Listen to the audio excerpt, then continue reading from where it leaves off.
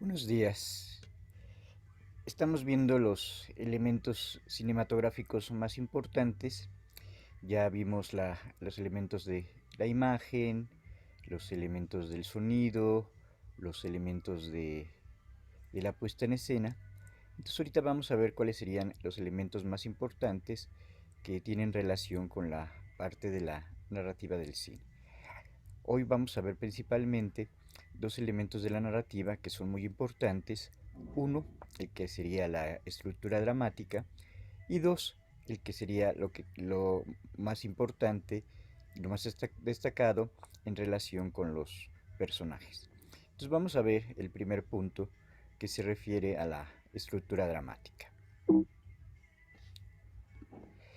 En este primer punto de la estructura dramática, ya sabemos que todo relato, que toda narración, que toda historia se va a dividir principalmente en tres partes.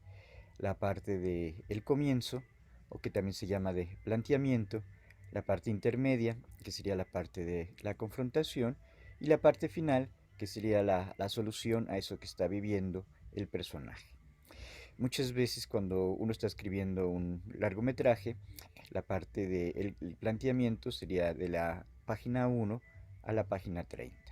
Después vendría la parte intermedia, la parte de confrontación, que sería de la parte 30 a la parte 90. Esta parte de la confrontación me llevaría más de la mitad del propio relato. Y la parte del final, que correspondería a un tercio, sería de la página 90 a la página 120. También hay que tener en cuenta que muchas veces, después de que se plantea lo más importante en relación con el comienzo, vendría el primer giro de tuerca o el primer punto argumental número uno, que sería aquello que le va a hacer que la historia cambie, que la historia se modifique y que muchas veces el espectador o el lector no preveía. También para casi la parte intermedia va a venir este segundo giro argumental o este segundo punto argumental, y este segundo punto también la historia parece dirigirse hacia un sitio, pero también va a haber otro cambio muy importante después de esta parte intermedia o de esta parte que tiene que ver con la confrontación. Vamos a ver algunas de las categorías importantes que se relacionan principalmente con la estructura dramática, con las partes de la dramaturgia de ese relato, de esa historia que se está contando. Lo primero, cuando tenemos y queremos escribir alguna historia, sería el tema.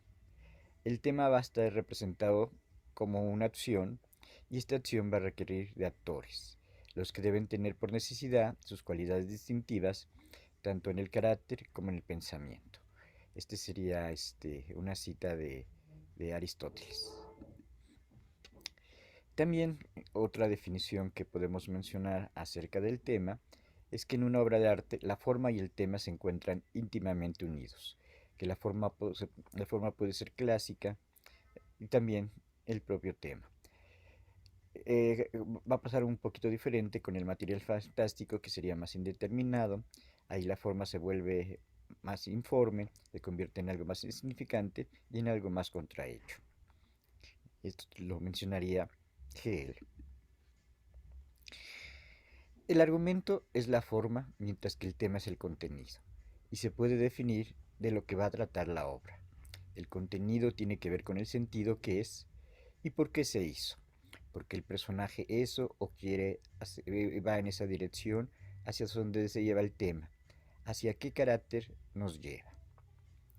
Aquí vemos esta diferencia entre el tema, que sería el contenido, y la parte de este contenido tiene que ver principalmente con el sentido, con lo que va a recordar el espectador, con lo que va a recordar el lector de esa obra.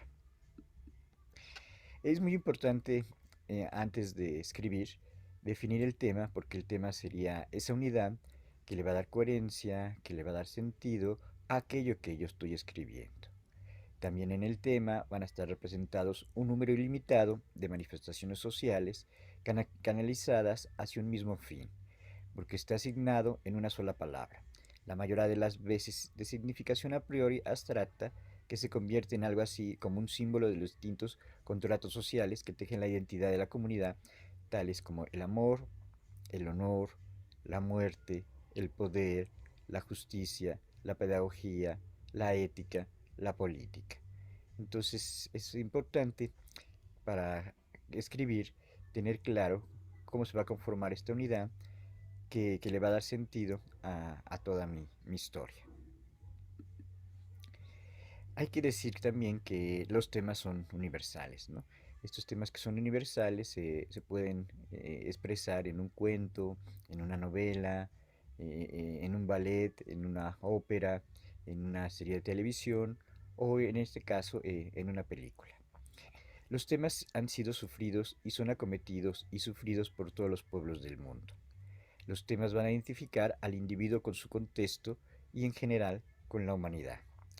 La diferencia está en la forma en que cada pueblo lo asume.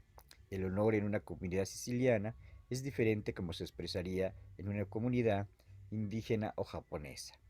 Es a través del tema como una obra de arte pasa de lo particular a lo universal. De hecho, encontramos estos temas universales que van a coincidir en diferentes países, en diferentes regiones o en diferentes géneros de la comunicación. También el tema es el puente que va a unir la obra creada para su contexto específico con el resto de la humanidad. Por eso una película como la que haría Iñárritu se podía entender en Japón, se podía entender en Estados Unidos, se puede entender en Francia. Y lo mismo una obra de Kurosawa, que sería un director japonés, se podría entender en América, en Europa o en el continente africano. El tema también va a pertenecer a la realidad del escritor que lo está creando. El autor va a ser parte de sí mismo y del conocimiento que tiene de sus contextos y del mundo para crear otra realidad que es la del personaje. Entonces, este tema se va a concretizar en personajes, se va a concretizar en las diferentes acciones que van a aparecer dentro de la historia. El tema sería como esa unidad abstracta que le va a estar dando unidad, que le va a estar dando coherencia a aquello que se va a estar contando. Vamos ver algunos de los principales temas que se manejan dentro del caso de la dramaturgia. Y los temas principales podríamos ser uno, el tema del poder, podría ser también el tema de la guerra, el tema del racismo, el tema del honor, el tema del amor, la ambición, el chisme. Estos podrían ser algunos de los temas. También podemos hablar del amor, del sexo, del dinero, de la muerte, de los celos. Algo que habría que ver es que este tema se va a expresar, se va a manifestar desde dos puntos de vista. El tema se va a manifestar en las acciones que están haciendo los personajes y está en el propio personaje. Cómo se va a manifestar dentro de las acciones va a ser la parte física, lo que hacen los personajes, y en la parte emotiva, lo que sienten los personajes. También va a ser parte del propio personaje, de los propios personajes principalmente los protagónicos, principalmente los principales, que van a tener una determinada motivación. Conseguir el poder, conseguir el amor, conseguir eh, eh, un puesto o simplemente salir de alguna enfermedad o otros temas generales. También en la acción del personaje, ¿no? Cómo este personaje logra y consigue su objetivo. Entonces, el tema sería importante porque va a ser una de las principales motivaciones que van a existir dentro del relato, dentro de la historia. Y también estaría la fábula. La fábula ya sería cómo se van concatenando estas diferentes acciones. Sería cómo se van tejiendo, cómo se van estructurando estas diferentes acciones. Es el alma del drama y se desarrolla a partir de un inicio o pretexto. Entonces uno puede imaginar algo, una acción, uno puede imaginar un personaje que quiere algo y a partir de ahí se va a ir dando esta concatenación de acontecimientos que sería la fábula. La fábula sería la narración en síntesis codificada para lograr la comunicación con el otro, ya sea el lector o el espectador, el cual le quitará todos los adornos para llegar a la estructura, es decir, a este tema que está atrás de esa historia. Entonces, cuando yo veo un relato, tengo que tratar de ver cuál es ese tema y también cuál sería esta estructura de la fábula, esta concatenación, este tejido de los acontecimientos más importantes que ocurren dentro de esa historia. También la fábula se podría definir como esa composición literaria en que por medio de una ficción alegórica se va a dar una enseñanza moral, un suceso o acción ficticia que se narra o se presenta para deleitar. Esta sería una definición de diccionario, pero tendría otra parte muchísimo más profunda que nos hablaría de un relato alegórico que se narra a través de animales humanizados, de personas o hasta de objetos. Creo que en Alicia en el País de las Maravillas, la tetera, la cuchara, la taza, el plato, todos tendrían, se podrían mover, o tendrían pensamientos, tendrían características de personas, entonces serían completamente humanizados. También la fábula estaría conformada por diferentes situaciones, por diferentes acciones. En la fábula también ya van a existir los personajes. En la fábula se expresaría ese tema que quiere tratar el autor. En la fábula existirían diferentes líneas temáticas que se van a desarrollar. Podemos decir que sería ese argumento que se está contando. También podría haber varias líneas argumentales dependiendo de la complejidad de la historia. Si pensamos en películas como Harry Potter, El Señor de los Anillos o hasta el propio Hombre Araña, tendrían múltiples tramas argumentales, tendrían multiplicidad de personajes. También la fábula sería un acto del habla cerrado en sí misma, compuesto por sus propias particularidades. Cada historia va a crear su propio universo, va a crear sus propios sucesos narrativos y va a crear un contexto único en el cual los personajes se van a desarrollar. Hay que tener esto en cuenta porque muchas veces si una historia no me gusta, muchas veces podemos decir que esta historia no se parece a la realidad. Pero toda historia tendría un punto de vista ficticio, un punto de vista que no es la realidad.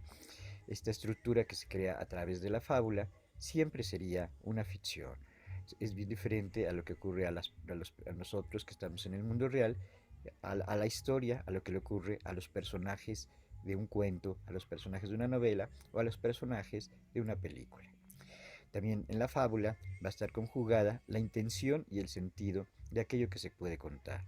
Puede ser algo que quiera ser muy moralizante, algo que sea muy abierto, algo que quiera parecerse a la realidad, algo completamente de un universo de la ciencia ficción, pero esta fábula sería todos estos elementos que están contenidos dentro de ella, los personajes, las situaciones y las diferentes líneas argumentales. También la fábula no solo sería el alma del drama, sino sería el alma del arte. Esta concatenación de las diferentes situaciones, de las diferentes acciones que yo voy haciendo, lleva a constituir ese relato de ficción y ese relato que puede conseguir un efecto y que puede ser completamente artístico. Vamos a repasar esta estructura en tres actos que existiría dentro del relato, que existiría dentro de la dramaturgia. El primero de ellos sería la introducción. Ahí se van a presentar a los personajes principales, se va a presentar el espacio de esa narración. Entonces puede ser un espacio en México, en Estados Unidos, en China y en algún lugar particular de la República, ¿no? Podría ser una historia que ocurre en Mérida, una historia que ocurre en Tlaxcala o que ocurre en la propia Ciudad de México. Entonces vemos el espacio, también vemos en el tiempo, que podría ser el tiempo presente, un tiempo futuro, 1968, 2000, ¿en qué tiempo está ocurriendo esa historia, no? También ya sabemos que en las historias, en los relatos, puede haber diferentes cambios de tiempos, ¿no? Y también se van a dar los sucesos más destacados de las diferentes acciones. Entonces ya desde que comienza nuestra historia, ya tenemos estas características que serían las características principales de toda narración, de toda historia. personajes, espacio, tiempo y acciones. Después vendría la parte del nudo o la parte del desarrollo. Esta parte puede ser que con acontecimientos muy grandiosos, con acontecimientos más cotidianos, pero siempre va a ir surgiendo toda una complicación, siempre va a haber un personaje que se va a oponer a eso que quiere el personaje, o ciertos acontecimientos externos que, que hacen que ese personaje no logre conseguir lo que se propone, no logre conseguir su meta. Entonces sería la parte más larga de esta estructura. Y por último vendría el desenlace. En el desenlace puede ser una estructura abierta, puede ser una estructura como sería en el cine clásico. Ya vimos que en el cine moderno muchas veces los relatos van a tener una estructura abierta. También puede ser una estructura, No puedo ayudarte con eso desde la Mac. también podría ser una estructura circular. Esta estructura circular sería cuando la película casi termina igual o termina igual de como inició la película. Bueno, vamos a pasar al siguiente punto, al punto número 2, que sería el punto de los personajes. En el punto de los personajes a veces se van a ver como actantes, como aquellos que están realizando ciertas acciones, ciertos objetivos o ciertas finalidades. La categoría de actante va a ser tomada de Terni y va a seguir para denominar cualquier clase de participante. Puede ser un actante de persona, puede ser un actante animal, puede ser una actante cosa, o también podemos decir que puede ser una situación que va a asumir diferentes funciones dentro de ese relato. Esto es que el actante va a cumplir diferentes funciones simultáneas o evolutivamente. Entonces puede ser que un personaje que era el que le iba muy mal, que se convierta en un héroe, o ese personaje que pueda que le iba muy mal, se puede convertir en un caballero, se puede convertir en un mago, ¿no? Entonces hay diferentes clasificaciones de esto que serían los actantes. Y dentro de las tres principales clasificaciones de los actantes tendríamos la clasificación de Probe, la clasificación de Etienne Soriao, que sería un francés, y la, la clasificación de Greimas. Vladimir Probe quiere hacer una clasificación de los cuentos maravillosos, de los cuentos de hadas, y en esta clasificación de los cuentos de hadas, de los cuentos maravillosos, nos va a hablar de 7 tipos de actantes que van a estar actuando dentro de esa historia. El primero de ellos sería el caso del héroe, después vendría el bien amado o el valor del deseo, ahí podría ser la princesa, o a lo mejor podría ser algún objeto que se tiene que conseguir, como el anillo, como la espada mágica, o como una moneda también muy especial, ¿no? Estaría el donador o el proveedor, estaría el mandador, que va a ser el que va a decirle a ese personaje que tiene que ir a buscar ese dragón, esa espada, esa princesa.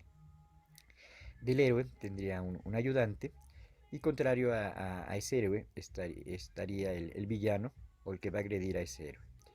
Y también en algunas ocasiones estaría el traidor o un héroe falso. Entonces muchas veces en la historia se va a hacer pensar que es el malo, es determinado personaje, pero muchas veces va a descubrir que en realidad no es el héroe, perdón, el falso héroe, sino que es otra persona la que va a adquirir esa función. Por su parte, Tin Soriao, que va a hacer esta clasificación en la década de los 50, nos va a hablar de esta clasificación atancial en uno, la fuerza temática; 2, la representante del bien deseado; 3, el atribuidor del bien; 4, el obtenedor virtual de ese bien; 5, el auxilio o reduplicación de una de las fuentes; y el oponente. Si nos fijamos, estas funciones atanciales que le va a dar Soriao se parecen bastante a las que mencionaba Vladimir Pro, ¿no? Entonces, como en el drama siempre va a existir este conflicto, siempre va a existir un personaje heroico que se va a enfrentar a otro personaje antagonista, y cada uno de ellos va a tener sus propios ayudantes. También va a estar esto que ellos quieren conseguir, y también va a estar la persona que va a pedir que vayan a conseguir ese acto heroico, a luchar con el dragón, o que vayan a conseguir aquello que va a ser fundamental para el desarrollo de la historia, para el desarrollo del relato. Y la más conocida actualmente sería la funciones adstanciales de Greimas. En este sería desde el punto de vista de la semiótica narrativa y de la semiótica adstancial. Entonces había un sujeto que desea un objeto, que tiene un destinador y que tiene un destinatario a cual se le va a dar ese objeto. También este sujeto tendría un ayudante y al mismo tiempo tendría un oponente. Entonces muchas veces cuando yo quiero escribir una historia, pues tengo que tener en muy claro cuáles serían las diferentes funciones que van a existir para que este conflicto, para que este drama se pueda ir desarrollando. Bueno, vamos a ver una clasificación más sencillita de los personajes dentro de la historia, dentro del relato. Entonces ahí los podemos clasificar en quiénes son los personajes protagonistas, que ahí sería los personajes principales y también estaría este villano. Luego los personajes secundarios, que serían estos que van a ayudar al héroe y que van a ayudar al antagonista. Y también muchas veces estarían estos personajes que serían los extras, que serían muchas veces aquellos personajes que sirven para la ambientación, que sirven para ubicar ese lugar, ¿no? Estoy viendo una película de una escuela, serían todos los demás personajes que aparecen dentro del salón. Si es una película que trata acerca del baile, serían aquellos personajes que también van a formar parte de la compañía. Y otros criterios para clasificar los personajes serían un colectivo. Stein en sus películas utilizaba mucho el colectivo de los campesinos, de los obreros, de la gente del pueblo. Y también se pueden clasificar en personajes individuales, en personajes arquetípicos. Estos personajes arquetípicos ya no estarían hablando de alguna cualidad que se va a repetir, que va a ser constante, como la fuerza, como la sabiduría, como la honestidad, como el bien, como la maldad. Y también habría otros personajes más de tipo simbólico. Estos personajes de tipo simbólico muchas veces podrían estar representando la muerte, la vida, un ángel, un demonio, este, o personajes que ya no serían de la realidad, sino que estarían representando ciertas características más allá de la propia realidad. Seguimos viendo a los personajes. Aquí tenemos una fotografía de una película de Martin Scorsese. Aquí nos estaría hablando de el poder, nos estaría hablando de la ambición, en el caso de este personaje que está y se encuentra en Las Vegas. Aquí tenemos esta clasificación de los personajes que ahorita la vamos a ir viendo más en detalle. Y esta clasificación que la vamos a ir viendo en detalle, ya vimos el punto 1 que sería la estructura dramática. Y en el punto 2 de los personajes tendríamos que ver su parte interior, que la parte interior va a estar ligada con la biografía. Y la parte exterior que va a ser esa revelación, cómo se va a expresar ese personaje. Ahí tenemos que definir su necesidad, su objetivo, lo que quiere conseguir. Y la parte de las acciones, qué va a hacer, cómo lo va a hacer para conseguir ese objetivo. Aquí hay un autor que va a dividir estas tres partes en la parte profesional, que tiene que ver con el trabajo, lo va a dividir en la parte personal, que sería la parte social, quiénes son sus amigos, la gente con la que trabaja, la gente con la que estudia, su familia, si siempre va viajando, a lo mejor se encuentra con determinados personajes a lo largo de ese viaje que hace en el metro, que hace en el camión, que hace cuando va a trabajar. Y la parte privada, que sería lo que tiene que ver con su parte interior, ¿no? Cuáles son sus hobbies, qué hace en la noche, qué hace cuando tiene el tiempo libre, etcétera, etcétera. En la parte interior, muchas veces se recomienda hacer una biografía para conocer más a este personaje. Entonces, para hacer esa biografía y para definir a un personaje más complejo, a un personaje más atractivo, tendría que ver su formación, qué estudia, en qué trabaja, sus aptitudes, para qué es bueno Es bueno hablando, es bueno en los deportes, es bueno estudiando, es bueno conquistando chicas, que es bueno. También tenemos que ver su relación con la familia, su sexualidad. Entonces cambiaría si es un personaje femenino, un personaje masculino, un personaje LGTB. Y también la historia de fondo, ¿no? Ahí sería su trayectoria de la niñez y su relación con su parte familiar. También en la parte de la biografía tendríamos otras características como podría ser el género de qué raza es blanco, es morenito, es amarillo, es negro, es árabe, ¿de qué raza es? Su clase social. También sería diferente un personaje pobre, un personaje de clase media, un personaje de clase alta, un personaje rico, un personaje multimillonario y también los antecedentes familiares, ¿no? Algo que sepamos de la mamá, del papá, de los hermanos, de la novia y casi siempre este personaje va a tener un nombre. El nombre también estaría definiendo a este mismo personaje.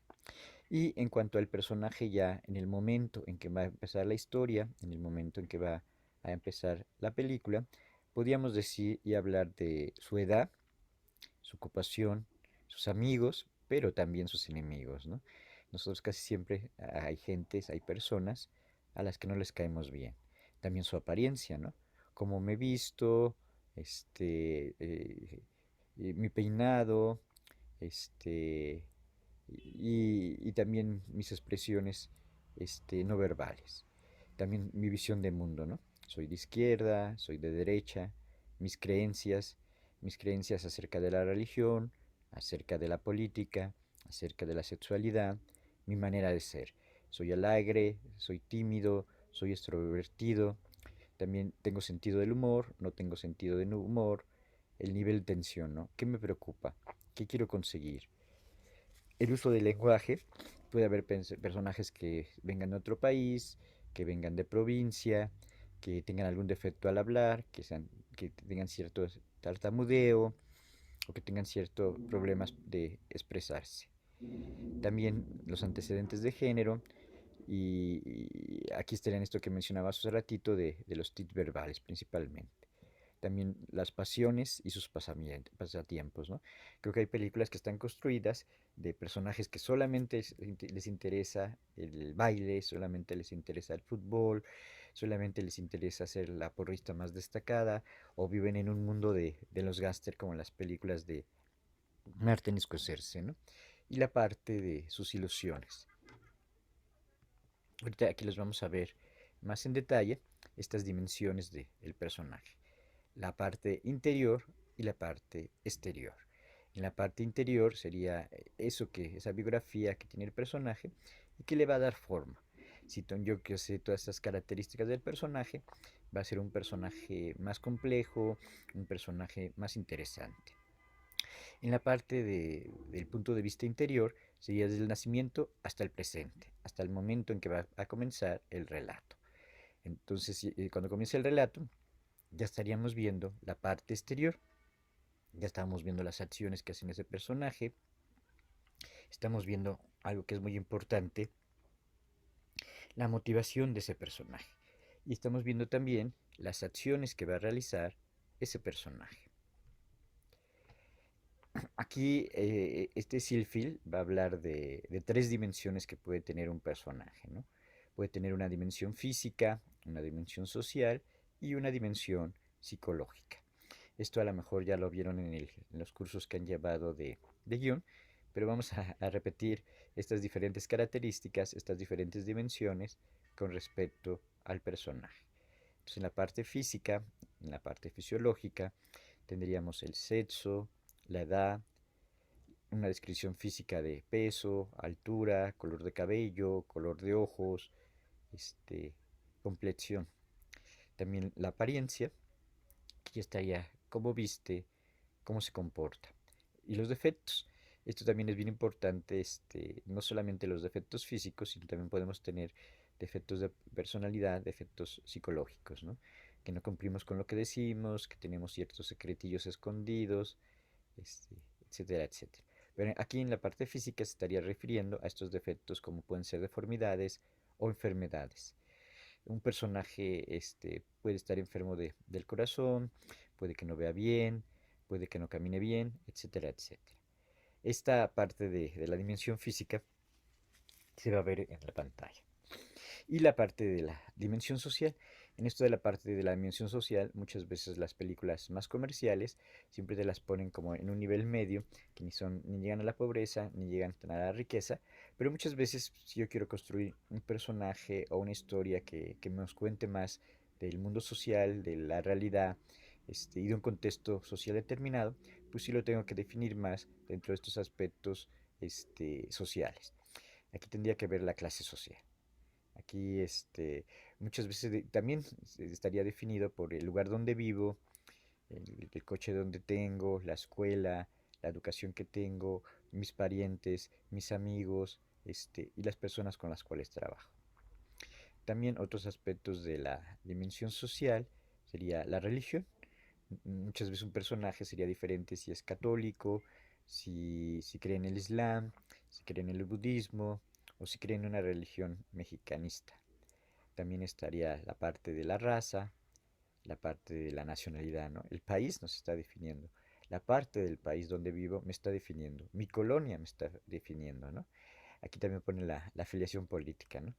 Creo que siempre estábamos muy acostumbrados al PRI y ahorita que hay diferentes filiaciones políticas o que puede haber determinado tipo de alternancia, pues ya se producen más choques desde el punto de vista de lo político.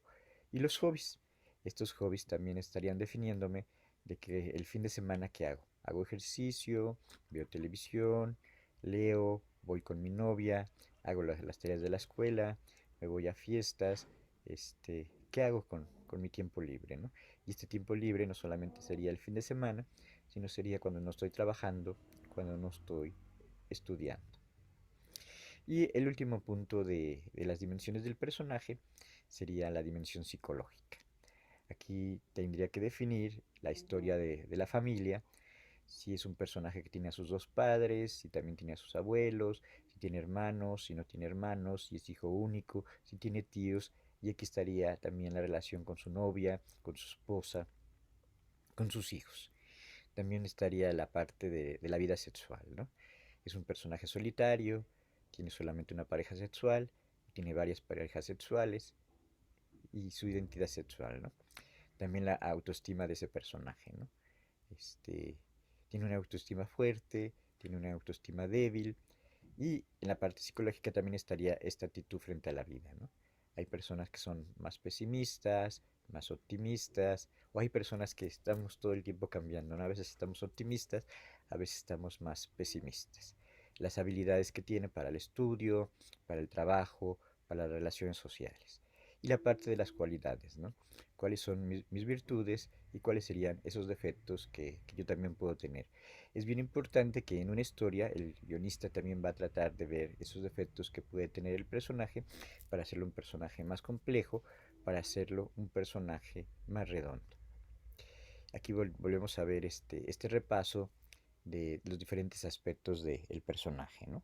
En cuanto a su vida interior, en cuanto a su vida exterior, en cuanto a cómo se va a construir la biografía, en cómo le tengo que crear una necesidad, un objetivo al personaje, cómo se va a ir reflejando esta necesidad y esto que quiere el personaje en las diferentes acciones que yo tengo. Este cuadrito sería muy importante cuando yo quiera escribir un corto, cuando yo quiera escribir una película o quiera hacer una serie de televisión, hacerlo por cada uno de los diferentes personajes, ¿no? Entonces una película puede que tenga 5 o 10 personajes, ¿no? Y principalmente sería para aquellos personajes protagónicos, para aquellos personajes principales, pero también en algunos casos se podía hacer para el amigo del héroe o el enemigo del héroe, ¿no? Entonces, por eso muchas veces para cuando se escribe un guión, a veces, o una serie de televisión, van a existir varios guionistas que van a ir aportando ideas, que van a ir aportando elementos creativos para construir ese personaje, ¿no? Ahorita en las películas comerciales, pues estos personajes de Harry Potter, estos personajes de Marvel, estos personajes eh, de las series comerciales también tienen una biografía, ¿no? Y muchas veces va a ser muy importante cómo se va dando esta relogía.